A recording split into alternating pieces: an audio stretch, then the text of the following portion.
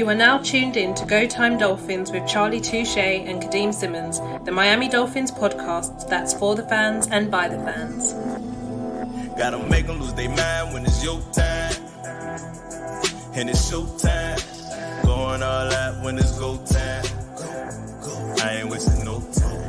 Gotta make them lose their mind when it's show time. Cause it's your time. Lay it on the line when it's go time. Don't waste no time.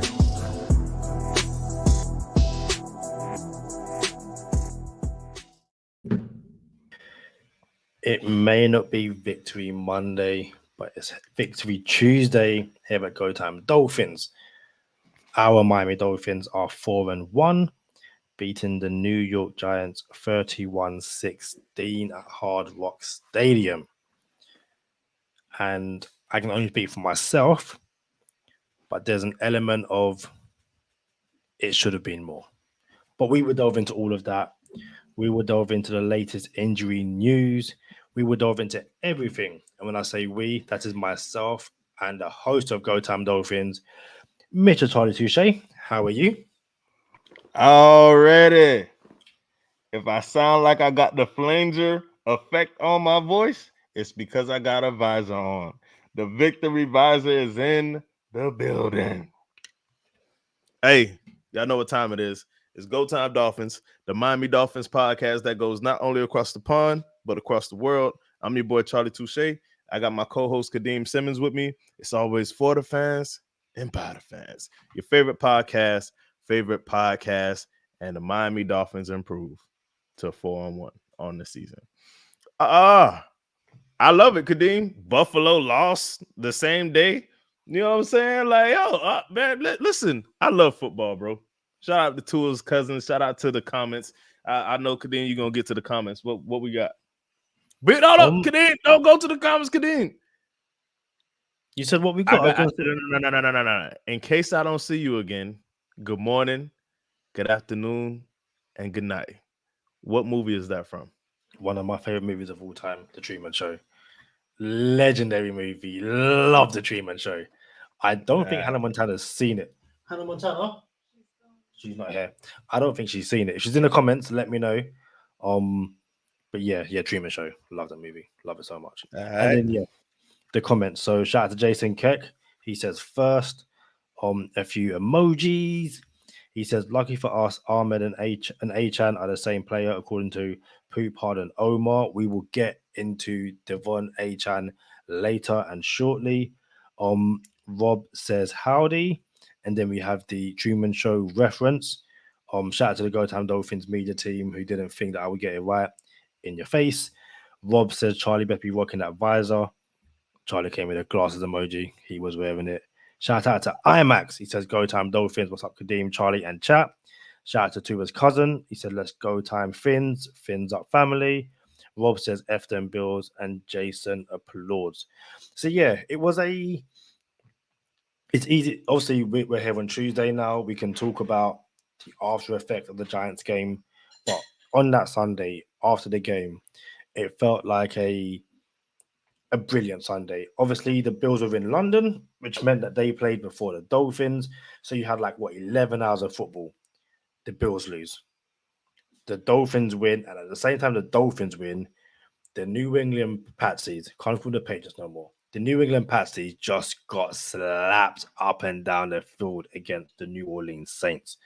But this is not Go Time Patriots. This isn't Go Time Bills. This is Go Time Dolphins. Carl, what's up? Hope you are well. Everyone in the chat, hope you are well. If you haven't already, drop a like, leave a comment, subscribe to the channel if you haven't already. Follow us on TikTok, Instagram, Twitter, MySpace, LinkedIn, everything. And also, very, very quickly before we dive into the Bills game, also the Giants game. Shout out to Five Yard Lee for dropping us some exclusive videos and photos from the game against the Giants. Just make sure you check them out and give Lee a massive thank you. But yes, Dolphins Giants. The Dolphins started off. Hold on. The Miami Dolphins defeat the New York Giants 31-16 in the game at Hard Rock Stadium. You got to dress it up, Kadeem. I said that already. Did I not do that earlier? I don't know. I must have missed it. Yeah, I done it right at the beginning. I've done the whole Sunday thing. But yeah, Dolphins win. Yeah, I was like the Dolphins win 31-16, but could have been and should have been more. Like, Right. I didn't know you dropped the score, because when you dropped the score, I was inclined to tell everyone that the easy money pick of the week hit. The Dolphins covered the 12 points. And I got to tell you, Kadeem, they tried everything in their power to not cover the easy money pick of the week, bro. They tried everything in their power. Tua was not with us that day, boy. He was like, hey, I heard Charlie Touche is cruising on the Go Time Dolphins Patreon and hitting all these bets. So let's make it a little bit harder for him. Like, bro, I was like, you got to be kidding me, dog. Yeah. Listen, there's extenuating circumstances to a lot of things. The Dolphins turned the ball over 3 times. The Giants didn't turn over the ball once. The Devon Achan turnover, the fumble, he blatantly tripped beforehand. The ref should have picked it up. They didn't. Is what it is. The 102-yard pick six that Tua threw in the red zone. The play before that, he has Blackton Barrios wide open underneath in the middle of the field. He doesn't see it. He goes to Jalen Waddle on his left. It's probably defensive pass interference. The refs don't give it. And then the next play, he throws to essentially a triple covered Jalen Waddle. The ball's tipped, 102-yard touchdown. The score at that point was what, 14-10? No, I think it was 14. It was 14-3 when he threw the pick six, which then made it 14-10. Right. So we could have went up 21-3. And if we're being brutally honest, if Devon Achan, also early in the game where he most fumbled the ball, but we got the ball back. Oh my goodness! If Devon Achan doesn't fumble that ball, you're probably looking at the half going in 28-3. If the Giants even score, and it's like perfect. Yo, bring in 20K Cam, bring in whoever you want second half because the game is done. Shout out to Miami Dolphins content, fins up. I think you're a first time commenter, so welcome. Hope you're well. We appreciate you. We appreciate you.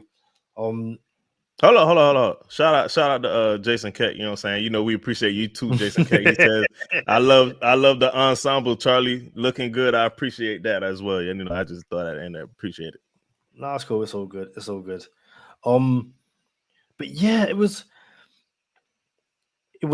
interesting that, and again, we'll dive into that certain bits of the game, but whenever it looked like the Dolphins were going to surge ahead and put the game to bed, there was an interception or there was something which made you go, yeah, this game never felt like. So the Dolphins were in full control for the entire thing, but never felt like the game was actually over. We spoke about, we want a shutout. We want the defense to be amazing. The defense gave up 6 points. Like, they held the Giants to 2 field goals. If anything, they held the Giants to 3 field goals. Of the 16 points the Giants got, 13 came off Miami Dolphin turnovers. That can't happen going forward, but is what it is.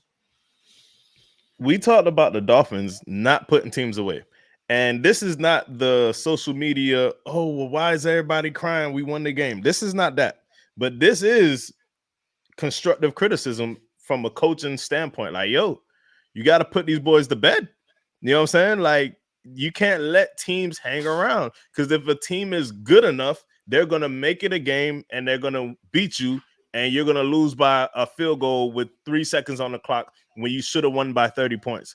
So this has nothing to do with, oh, why is everyone crying? Not really crying. Like, just like Rob said, I was never worried during the game at all. Nor was I. I was never worried during the game at all. Not even a little bit.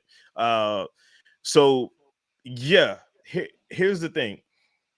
If you did it to the Patriots, and the Patriots are a little bit better than the Giants, the Patriots made it a game. Mike Gesicki almost got the first down, and there's no telling that game goes to overtime if they score at the end. But, the Patriots hung around, and they made it a game. Here we go again. The Giants hanging around made it a little less of a game than the Patriots did. But what happens when you play someone like, let's say, and we don't need a top tier team, and we don't need a sorry team. But let's say somebody like the Steelers, you know what I'm saying, where they're not really that good, but we should beat the Steelers. But if you keep them around a game long enough, a well-coached team that doesn't quit, bro, that team will come back and beat you by a point or two, and that's all you need to lose a game. You know what I'm saying? So for me, we were too comfortable, bro. Like, remember as Dolphin fans, which was not that long ago, by the way, when we were like, yo, nothing good ever happens for us, and it's always something, and this and that, and that and this. Like, bro, we get the greatest show on surf for 5 games, and we don't know how to act.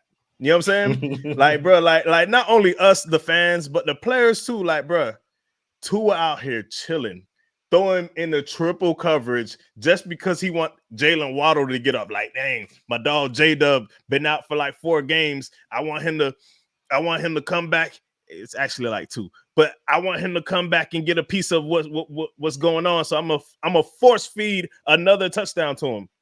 No. By the way, the play before the pick 6, you said Braxton Berrios was open, bruh. Alec Ingold came out into the flat and there was nobody on him.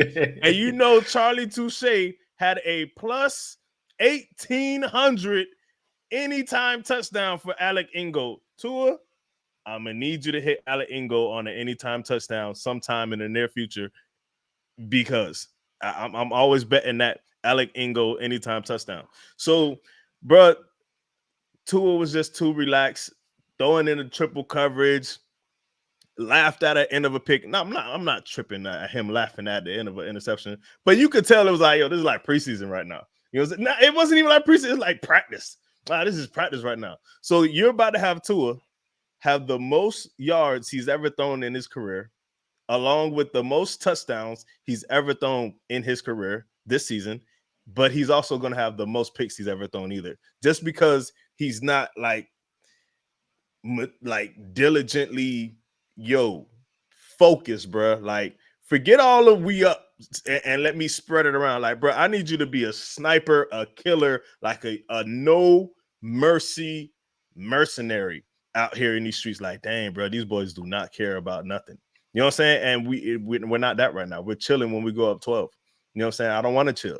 Chill don't pay the bills. I think it's interesting. Like I said, as our game was, so I was at the Hippodrome again. Had to be at Hippodrome. That's the place to be. And on like, and were you at the Hippodrome when we lost to the Bills? Yes, I was about to say, because if you wasn't, like, we might need you at the Hippodrome every week. I was at the Hippodrome for the Broncos game as well. So, but yeah, so they had like the Dolphins on the main screen, and then right next to us was the Patsies, and they were just getting blown out. And I was like, yo, this should be us. Like, the Giants should have put up 0 points. Zero. Like, it's such an interesting thing. So obviously, shout out to the comments. Thank you for rocking with us. Casual Dolphin says Tua gifted them 10 points and the defense held them to 6.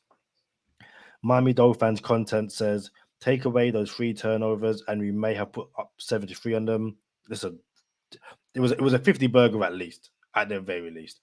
Jason Keck says, ooh, they held the worst offense to 6. Calling me not impressed. 0 turnovers. The defense is a problem. And then Casual Dolphin says he made up for both picks. I just want to get to the defense quickly, because it was really interesting that, yeah, there was 0 turnovers. There were quite a few times where, like, to me, the run defense showed up in this game, but it was the Giants about Saquon Barkley and 3 of their starting offensive linemen, and then the center ran out with like a bloody nose and stuff like that. Like, I expect you to stop the run, because who are you really? Like, shout out to Matt Breida. Like, didn't realize you was with the Giants. Cool, fair enough. But also, like, those first few drives, I remember sitting there just going, they're kind of like passing on us at will. Like, they were just picking on Eli Apple. To be fair, with Darren Waller over and over and over again. But there was a few times I was like, we got to like 3rd and 7, great, 12-yard pickup. It's like, yo, like, can we get a stop? Can we force a turnover? I think there was like 6 sacks that game. Andrew Van Ginkel once again had himself a great game. Christian Wilkins and Zach Sealer made themselves known. Like, hey guys, we missed you the past few weeks. And again, I remember watching the game just going, hey, Bradley Chubb, please do something. Find yourself in the backfield, make yourself useful. But what's interesting, and according, I believe, PFF, the highest graded Dolphins in week 5, Bradley Chubb was third at 86.8. They rated him higher than Andrew Van Ginkel and Devon Achan. The only 2 players had graded higher than Bradley Chubb on Sunday was Christian Wilkins and Tyreek Hill. So again, maybe, and we've discussed this a few times, where Bradley Chubb doesn't show up in the sack numbers, but he must be doing something right, because bro, he was in the backfield almost every play. Like, I wanted him to get the sacks because everyone's hard on Chubb, but he's not getting the sacks, but bro, he's back there every single play, bro. Like, bro, we're 4-1, bro. We blowing teams out. You know what I'm saying? Like, we're performing. Yeah, we want the sacks. Yeah, we want the sexy numbers and everything. Tua, well, let's pull this up. Tua got what, 1,100 yards?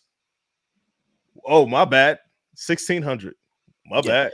1,614 yards.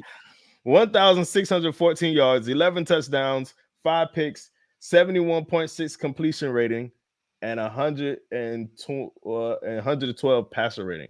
My bad Tua. Hey, you know Tua, my dog. Hey, someone said something about he made up for the picks. Yo, we're not worried about Tua. Tua is the least of our concerns. Tua's you will not find a podcast that supports Tua more than Go Time Dolphins. Not only that supports Tua, that has supported Tua since 2020, when everybody else was like on the fence and out on him still. Like, we was still here. So Tua's our homie, you know what I'm saying? But at the same time, you still want to see him clean it up. Like, yo, all right, bro. I get it, you know what I'm saying? But listen, man. Let's talk about Devon Achane, bro. Here's something else. Here's something, Devon Achane. Here's something else that you would not find. Another podcast that's bigger fans of Devon Achane. This podcast, Go Time Dolphins, has a matter of fact. Is it possible for you to pull up the clip while we're on air, Kadeem, of the draft? I was meant to do that. That's one thing. I'm glad you reminded me. I was meant to do that. Yeah. So do your thing, and I'll set it up. Listen, for those who don't know me, I appreciate all the new listeners and the new followers and Hulk smash the like. We appreciate you. Hit the subscribe button. We appreciate that. But y'all just stumble across a podcast that are true supporters of the Miami Dolphins. Listen, I had a 2 Shades 24 where I pick 24 of the most, maybe underrated, you know what I'm saying? They're not really on the radar type of prospects coming out of college. And look at LB, check LB up. So Devon Achane was the first name on my list. And I did not think the Dolphins would select Devon Achane. Let me know when you got it queued up, Kadeem. I did not select that. I did not think that we would select Devon Achane. When we watched the draft live, the first live episode we had for the draft, the draft extravaganza here on Go Time Dolphins, Devon Achane was selected, and this was our live reaction. Dolphins are on the clock. Okay. 23 NFL Draft. The Miami Dolphins select Devon Achane.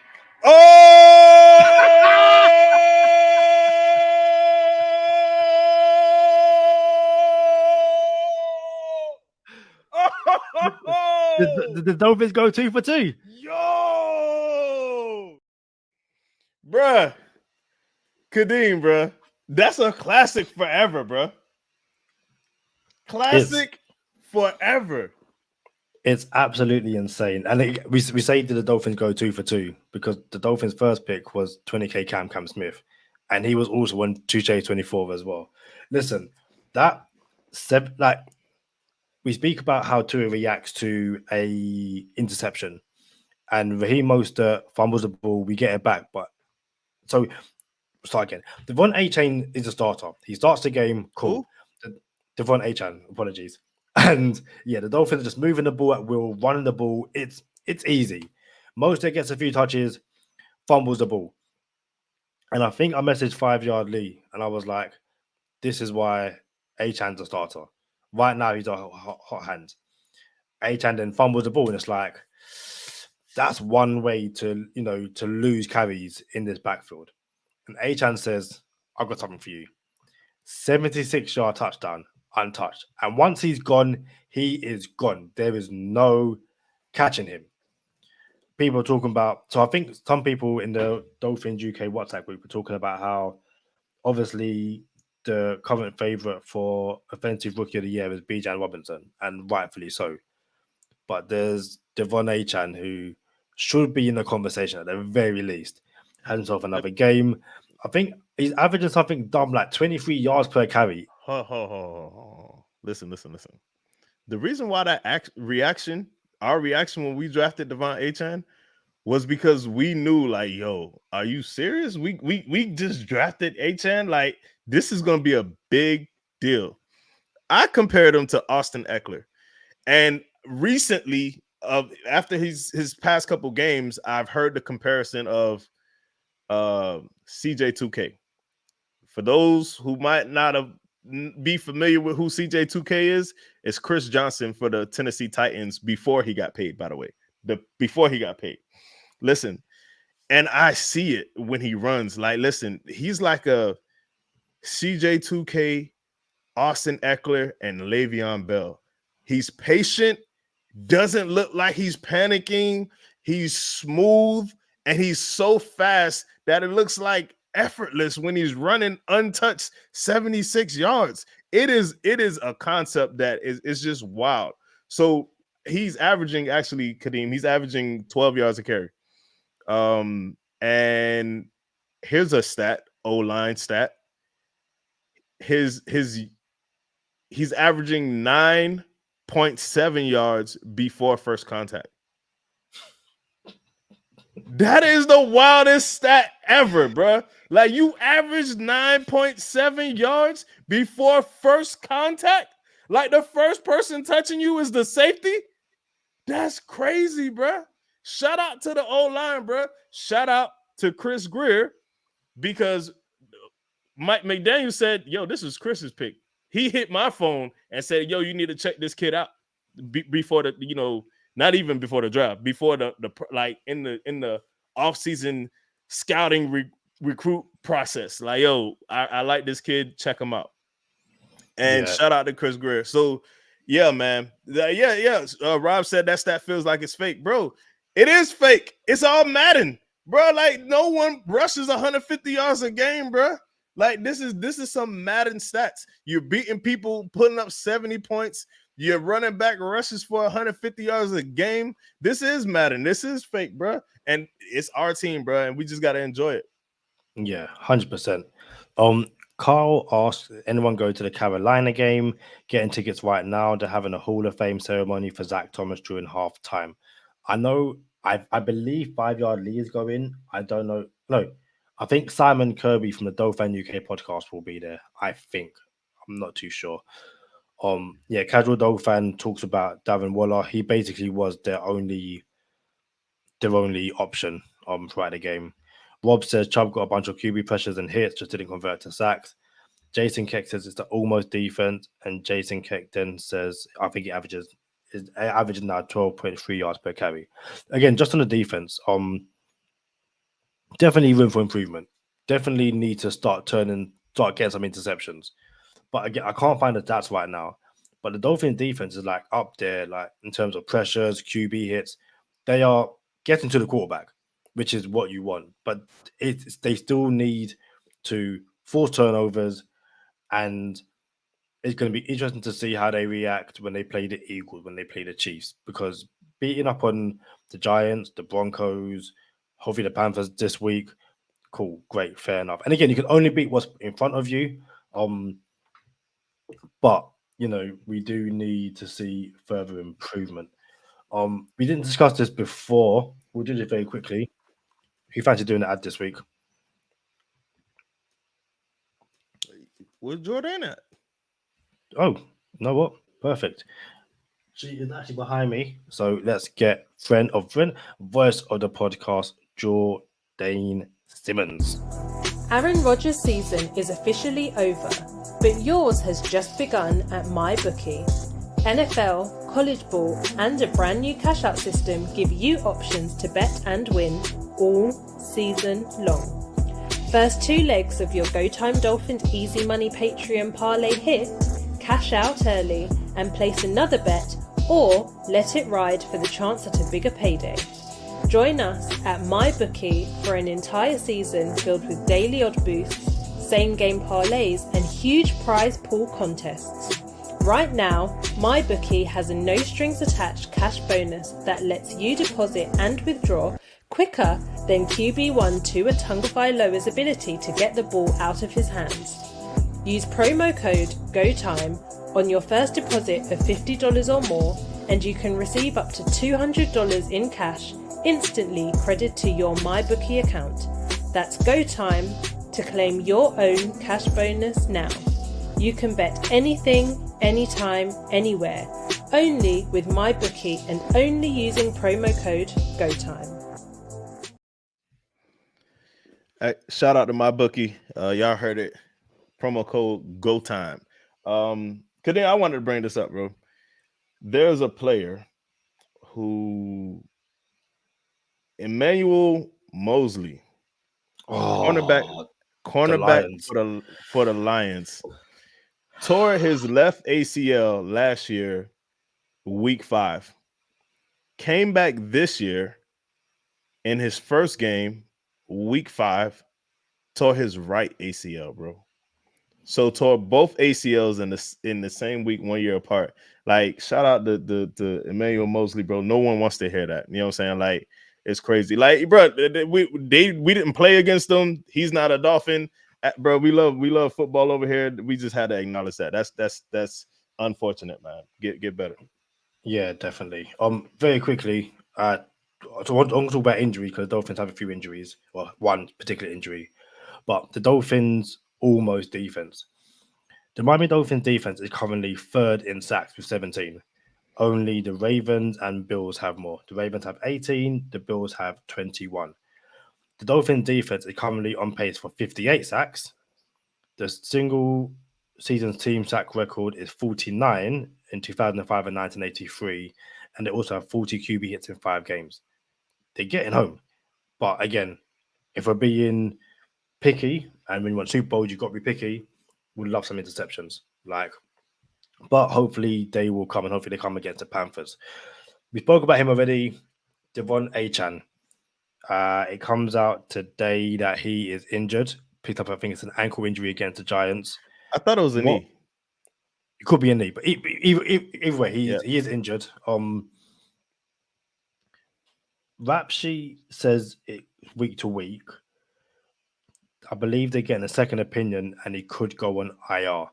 Right. It's not overly concerning. It's more annoying. The Dolphins are playing the Panthers, and they should have Jeff Wilson back. Thanks, Rob, for confirming it is a knee. Apologies for saying ankle. No, I think that they did say it was like the media said it was ankle, so there was conflicting reports. But yeah, what did you make of it when it first happened? And are you concerned about the Dolphins' rushing attack going forward? So we didn't know during the game because he played through it. He said, I felt something. This is not paraphrasing. Well, this is not. It is paraphrasing, but it's not verbatim. This is not verbatim, and it's not a source directly from Achane. But from what I understand, he played through it because he didn't know how hurt he was. He was like, "Yo, I was just gonna tough it out." You know what I'm saying? He mentioned it, but like, "Yo, I'm good." I'll just keep playing. We'll figure it out after the game. So once they went to go figure it out after the game, we're a couple of days removed now. It's determined that it's more serious than what anyone anticipated. So he can go on short term. IR is 4 weeks minimum. So if you do the math, 4 weeks comes back for the bye. So that's 5 weeks. So he could be out for the next 5 weeks if he goes on IR. Am I concerned? I actually am not concerned. And not to dismiss the injury, I hate it for him. I hate it for the Dolphins. I hate it for us. I hate it for him. But it's like, man, it's the game we're in. You know what I'm saying? Like, this dude didn't even get his touches the first couple games, and now he's coming out getting his shine. Doesn't even have a touchdown celebration. Raheem Mostert been in his ear like, bro, we need you to get a celebration, bro. Like, you're gonna be in the box a lot. You need a celebration.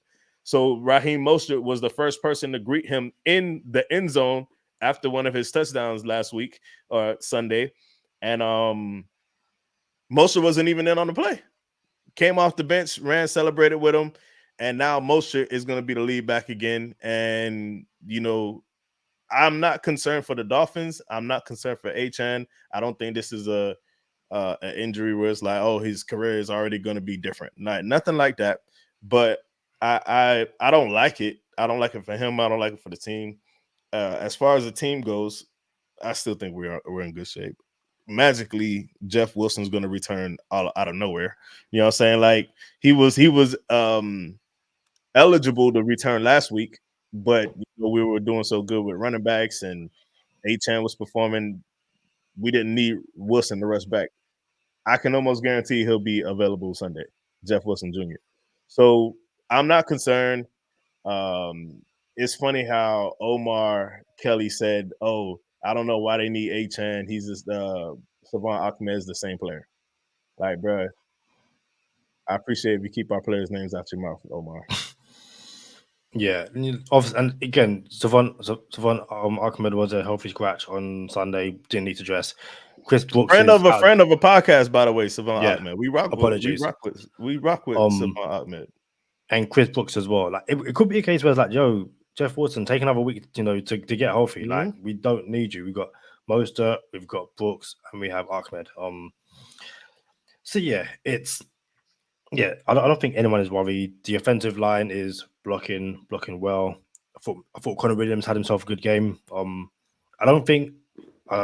pretty sure there's a stat which is like, friend of the podcast, Austin Jackson didn't give up a single pressure on Sunday. You see some of these wide receiver screens and motions and stuff like that, and you see there's definitely one where he's lead blocking for Jalen Waddle, and he is out in front. Yeah, I remember. I seen it live. I seen it as it happened.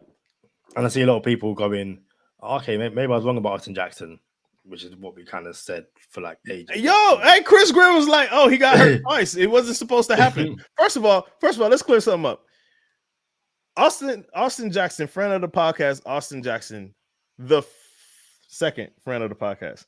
I was about to call him the first. He's the second friend of the podcast. Bro, the first year he was straight. You know what I'm saying?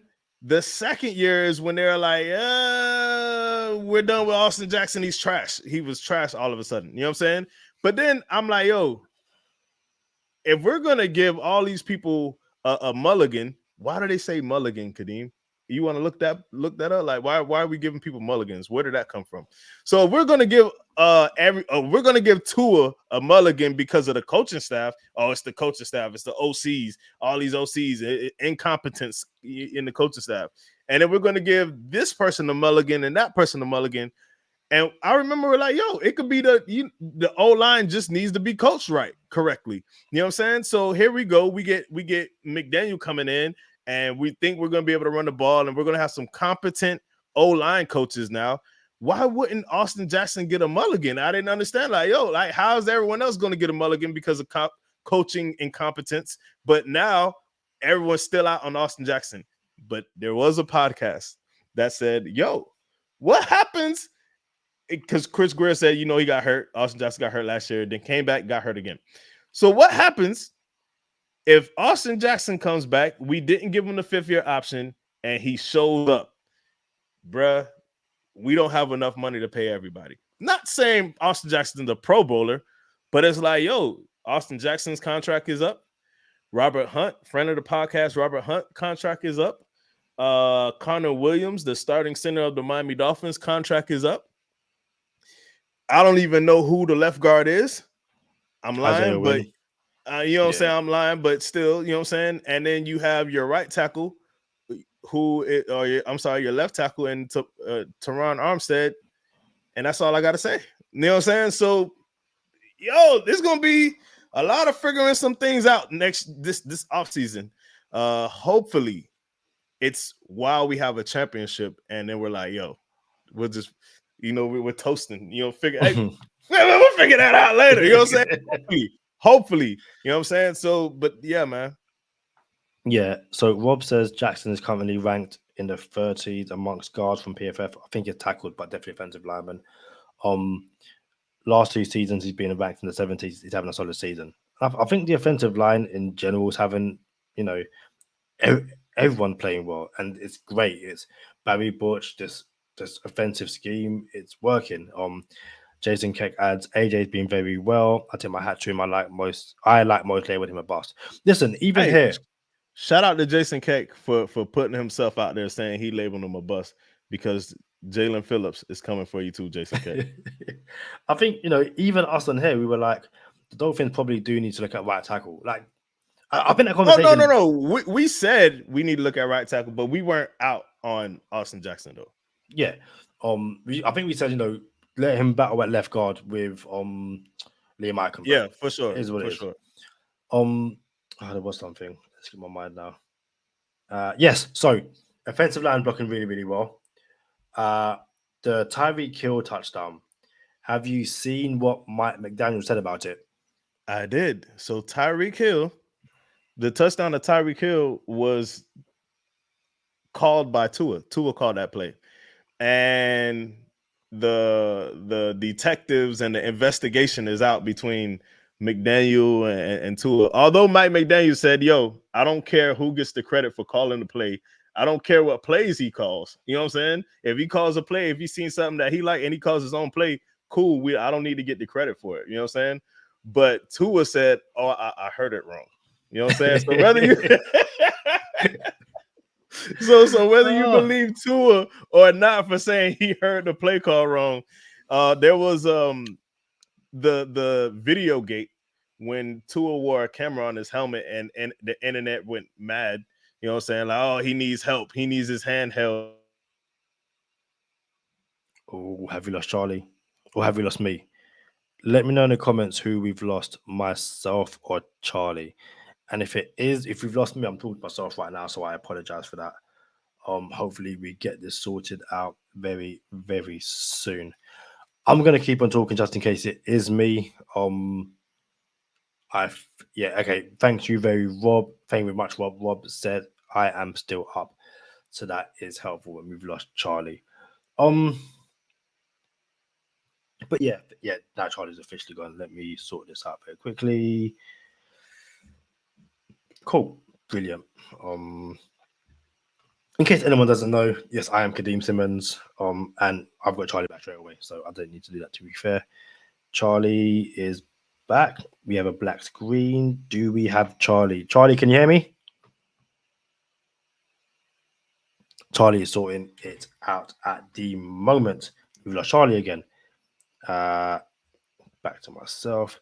The joys of live episodes. It is brilliant. And if you see me rubbing my eyes because it's past midnight and I am tired. But we have a show to do. I love all of you guys. Once again, if you haven't already, smash that like button. Comment if you haven't. If you're here and you're just watching, get involved. Let us know your thoughts on the Giants, on Tua, on Austin Jackson. Let us know your thoughts on this touchdown, which Tua says he misheard. Called a play and it goes for a touchdown. Jason Keck says Kadeem on a one-man show. Rob says, not Dolphins related, but did you see the Miami Hurricane screw up? Yes. I was going to ask Charlie about that in bonus time alongside how we use Chase Claypool, because that's an interesting conversation. And also, I'll probably ask him this before bonus time, but I'll ask it now. With Jonathan Taylor signing the contract with the Colts, do you think the Dolphins go and trade for a running back? And should they trade for a running back? Obviously, Devon Achan has shown himself to be running back number one. Still got Raheem Mostert, got Chris Brooks coming through. You got Jeff Wilson, Javon Ahmed. But do you think the Dolphins, not just for this year, but to kind of like save themselves or future proof the running back room? Do you think they go and get another running back? Do they get Saquon Barkley? Do they get Ayo? Wagwan Mayut. Thanks for returning. Obviously we spoke about Tua and that touchdown. Do you have anything else to add? Yeah. The camera gate. Remember when there was recording practices from Tua's helmet? Yeah. Tua was saying he doesn't like video and audio coming from the huddle because he says things in the huddle that he wouldn't want the coaches to hear. Like he wouldn't want people to know that like I get a play called and I tell Waddle, hey bro, I'm going straight to you. Don't worry about what you know what I'm saying. You know what I'm saying? But the best quarterbacks do it. They say it all the time too. Like, yeah, you know what I'm saying? This play might be designed to do X, Y, and Z. But yo, hey, as soon as if you get the one-on-one, it's coming to you. Just be ready. And I've heard Peyton Manning say that millions of times. Like, hey, I called a play, came out the huddle, and I yelled at him, hey, be ready. You know what I'm saying? So, yeah, that's all I got, man. It's funny because 5 Yard Lee messaged me and was like, oh, Coach McDaniel is pissed. He was like, he's not happy. And then obviously the touchdown, and it makes sense because as Mike McDaniel says, he sees them line up. He's like, I didn't call this. He was like, again, not verbatim, but like, I saw 9 players line up incorrectly. He's like, yo, it's for that. What are you doing? I didn't call this. But he goes for a touchdown. A few things before we head into bonus time. So Rob asked, not Dolphins related, but did you see the Miami Hurricanes screw up?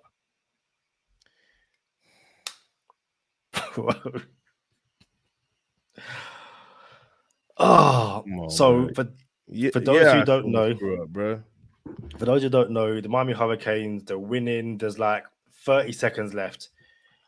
Nil the ball out. All they have to do is nil the ball and they win the game. Mario Cristobal, for whatever reason, calls a run.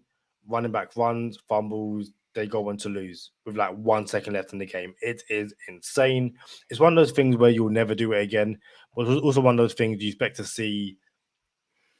And I don't even know the levels of football in the United States, but maybe like sandlot football. Like you don't see it at high school, at college, in the NFL because, and it's funny because the Dolphins against was the Patriots nearly fumbled nearly at the ball.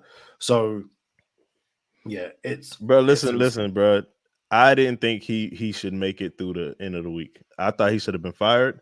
Your team is undefeated. You're gonna play everybody that you need to play. You're gonna play North Carolina. You're gonna play Florida State. And if you beat them, you're gonna be en route to the college football playoff. Because you have the biggest ego in the world, and apparently this is not even the first time he did it. He did it in Oregon.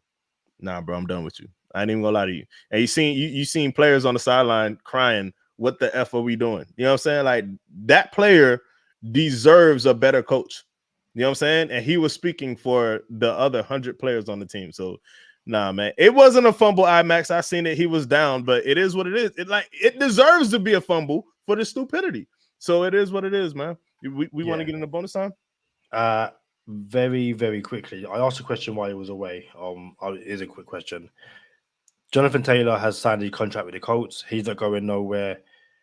Even before the Devon Achan injury, do you think the Dolphins still go out and try and trade for a running back? Or is it like, we've got a running back room now. We told you we had a running back room. You have to try to get these people, but in the season, we have what we have. Achan, Brooks, Mostert, Wilson Jr., Savannah Ahmed. Those are our guys, and we're sticking with those guys. What do you think?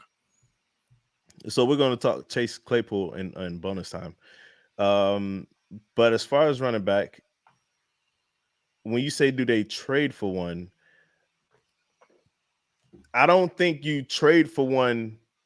All right, you know what? Let me not say that because we know Barkley and Jacobs. What's the name? Josh Jacobs. We know there's some running backs available. So my thing is, Chris Greer was very candid when he said, "I'm not just thinking about the running back room now. I'm thinking about the running back room for the future." I.e., Mostert and Jeff Wilson Jr. are not under contract next year. You know what I'm saying? So Chris Brooks and Devon Achane is the only running backs on the roster next year. That's it. And that's real life. So now, are you okay with going into the season next year with Achane as your RB1? Absolutely. We're ready for that. Of course. We hit on a 3rd round pick. Cool. But what if Achane goes down? Are you ready for Chris Brooks to be your running back? You see what I'm saying? So we're going to add depth at running back. We're going to bring in another running back 100%. How much that running back costs is a different story. So, yes, we're going to bring a running back up. No, we're not going to trade the house again. Like, we're not going to talk about trading the house for a running back. So, what about you? I agree. It might not be a first or a second. It might not even be a third, but I think the Dolphins will look to bring someone else in. My issue with Saquon Barkley is that he's injured a lot. He's literally just coming off an injury right now. Do you really want to bring in someone who is quite often injured? Probably not. But even though it's not related to the running backs, Justin Jefferson going on IR, and there's talk of, okay, well, the Vikings, they might give it to Kirk Cousins. Justin Jefferson might somehow leave. There was talk of the Broncos having a fire sale. You might go to Denver. We're in that stage of the season now where losing teams are going to start thinking about the draft. They're going to think about what and who can we trade to better get draft picks or more draft picks in case you want to move. And if you're a team with a half decent running back who's planning for the future, and Miami comes calling and say, "Hey, we'll give you a 4th and someone." Maybe again a Jeff Wilson. Shout out to Cedric Wilson, had himself a game on Sunday. Haven't mentioned him yet, but has some targets, has some receptions. Maybe you send him. Maybe you send. The Dolphins have players they can move on from. So yes, I think they will trade for someone, but yeah, it won't be a 1st or 2nd round pick. Kirk Cousins alert. Dog might get traded before week 8. I'm just saying he's not under contract anymore. He could get traded somewhere. Did I tell you Jaren Hall was going to start a game or not? We'll see. I'm just saying, bro. Listen, bro. I'm just saying. So anyway, yeah, you don't ever want to hear a player get hurt, especially a star player in Justin Jefferson. But yeah, players are going to move at the deadline, at the trade deadline. So people are going to move. Players are going to move. People are going to be active. People are going to buy. They're going to be buyers and there's going to be sellers at the trade deadline. And you want to go look for a deal. And we're going to talk about one of those deals in bonus time, which is Chase Claypool. I'm going to get in the jacuzzi after this podcast, but we're going to go to bonus time, bro. And look, I'm about to get in the jacuzzi. I got this pineapple barbecue chicken pizza out there waiting for me. Right? I just want y'all to see my my swim trunks. Like, bro, I got the dolphin like colored trunks with the, you know what I'm saying? I'm out here, man. We ready. But y'all know what time it is. Come on over to bonus time with us. Stay positive. Test negative. For Kadeen Simmons, I'm Charlie Touche. Thank you for tuning in this time. Make sure you catch us next time on Go Time. Already. Gotta make them lose their mind when it's your time. And it's show time. Going all out when it's go time. I ain't wasting no time. Gotta make them lose their mind when it's show time. Cause it's your time. Lay it on the line when it's go time. Don't waste no time. Gotta make them lose their mind when it's your time. And it's show time. Going all out when it's go time. I ain't wasting no time. Hey. So Hey, real quick, Kadeem. That Dalvin Cook, although he is not what we think he is anymore, he is also a trade candidate because the Jets have paid him upwards of $7-8 million. He's only on a 1-year deal. If you bring Dalvin Cook in for depth, it doesn't hurt anything, especially if you're thinking about, okay, Jeff Wilson Jr. just came off of IR. Mostert is injury prone. A-Chan is not is about to go on the IR. So Cook is still a possibility. You know what I'm saying? Like, Jets could be selling, Dolphins could be buying. He's only on a 1-year deal. Why does he look the way that he looks in New York? Who knows? Would he look better in Miami? Who knows? But there's going to be buyers and sellers at the deadline. 100%. A few comments. Rob says, again, Hurricane stuff. Hurricanes are my college team. I woke up on Sunday to see that. Decided to go back to sleep, think it was a nightmare. Tuba's cousin, LOL, says Cristobal didn't even take accountability for his stupidness. Let's stop. He didn't, bro. And then he tried to say, "Oh, I put it on myself." Nah, bro. What you said was, "Oh, we talked about putting 2 hands on the ball." So you threw someone under the bus. You threw one of your players under the bus, a kid under the bus for your stupidity, bro. Like, bro, he need to be gone, bro. You got to kneel the ball, bro. Oh, we talked about ball security and 2 hands under the ball. Like, nah, you go out there. I blew it. All I had to do was take a knee, and there's no. It's not like you was trying to. Like, why were you even? I don't even want to talk about this. Yeah, it's. I don't even want to talk about it. It's stupid. IMAX says it wasn't a fumble on the running back. Jason Keck says maybe they draft another one. I think 100% the Dolphins draft another running back next year. Like, they will. Jason Keck says Jets. Rob says how the other half live, talking about Charlie and Jacuzzi, and Charlie Keck says Jason Keck says Charlie representing. So yes, Chase Claypool. There's a video on Go Time Dolphin social media of Tua talking about Chase Claypool. There's been a lot of conversation on social media about the Dolphins potentially using Chase Claypool as a tight end, or like a big slot tight end, aka Mike Gesicki. One, do you think the Dolphins will use him like that? And two, if not, what is Chase Claypool's role for the rest of the season? Nah, a big slot is not like a tight end. Like, a tight end playing big slot is a tight end playing big slot. Big slot is Kenny Galladay, Larry Fitzgerald. You know, like, the typical slot player are the Braxton Berrios, Julian Edelman, Wes Welker type players. That's your typical slot. Get real jiggy, Cooper Kupp, option routes. You know what I'm saying? That's the typical slot. But when you say big slot, you're thinking about players who are slower, don't separate as well, but got great hands, i.e. Larry Fitzgerald. Slow down, and towards the end of his career, they moved him inside as a bigger target for your quarterback. Yeah, I understand how in this NFL you got tight ends who stand up and play big slot and they're bigger targets. I understand that, but yeah, absolutely, that's what Chase Claypool is going to be. He's going to be a big slot that could play outside too. But we have burners on the outside, so I liken it to the Trent Sherfield role. It's going to be the exact same role Trent Sherfield played, but a way better option at number 3, which is Chase Claypool. It's the Craycraft 400 and Trent Sherfield role is what Chase Claypool is going to play. It's interesting because people, like I said, the Dolphins drafted Elijah Higgins and we're going to convert to tight end and then put him in the factory squad, and he didn't make the factory squad. He didn't clear waivers. So people said, yeah, this is basically like the same thing they were going to do with Elijah Higgins, convert Chase Claypool to tight end and kind of go from there. But then people also saying, well, look how the Mike Gesicki experiment worked, and it seems Mike McDaniels just doesn't really like to use his tight ends. I don't have the stats on me right now. I'll try and share them on social media.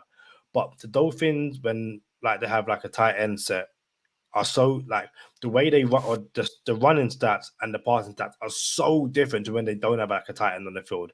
That is at a point now where the Dolphins just shouldn't have a tight end on the field. They are so much better without a tight end on the field. Obviously, Durham Smythe is there. Shout out to Julian Hill. He's showing up a lot on tape at the moment in terms of his run blocking and stuff like that.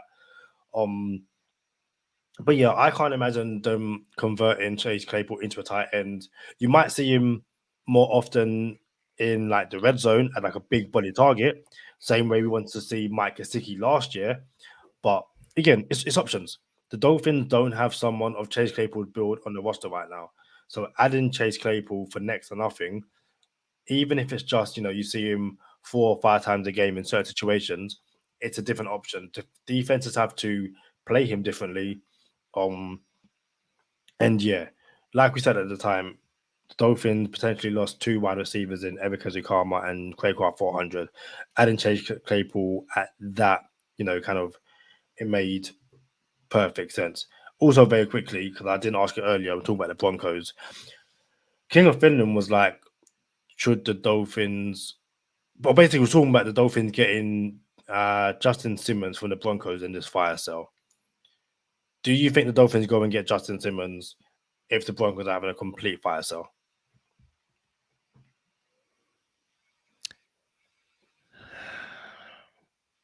I don't know, bro. That's a tough one for me because I don't know why Brandon Jones, friend of the podcast, Brandon Jones, isn't getting his snaps.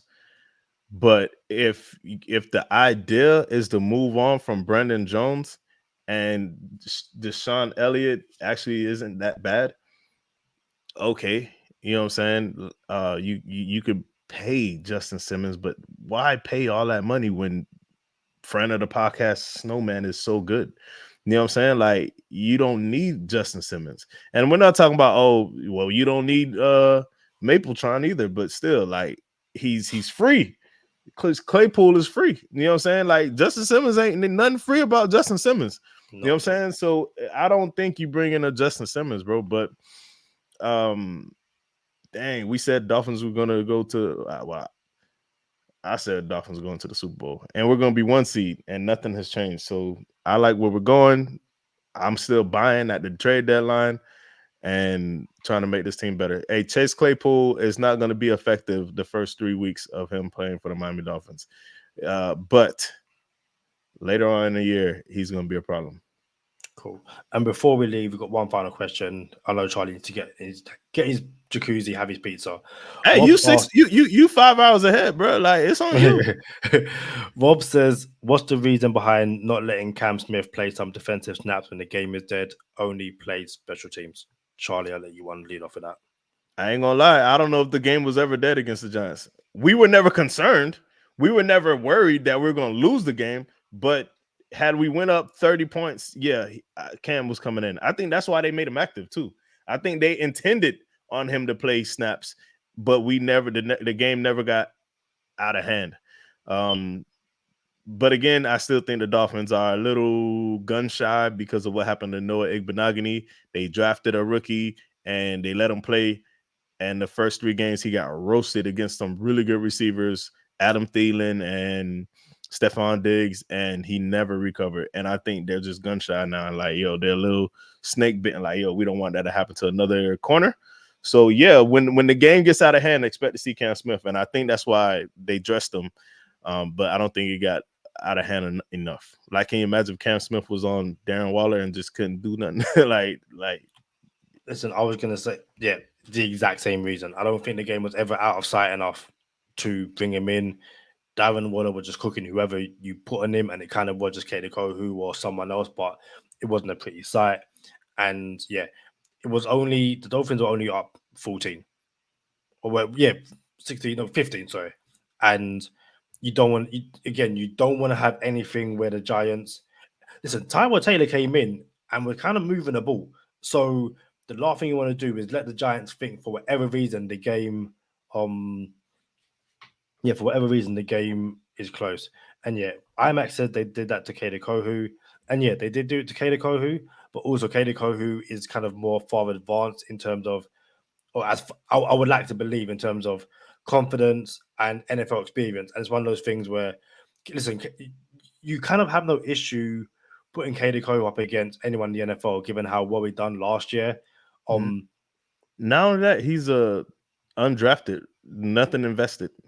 Like, if your undrafted rookie gets toasted and he never recovers, you don't lose anything. You know what I'm saying? Like, he was undrafted. He's not a $20 million investment. Yeah. I was going to say Panthers on Sunday, given how the Panthers have started the season. If that game gets out of hand, yeah, you bring in a 20K cam. But also on the other side of that field is Adam Thielen.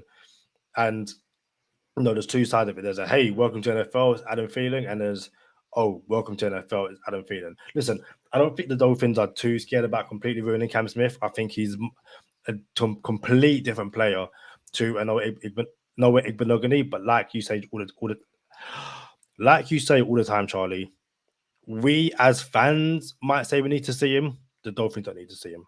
They're in a situation right now where they're 4-1. They know exactly what they're doing with all these guys.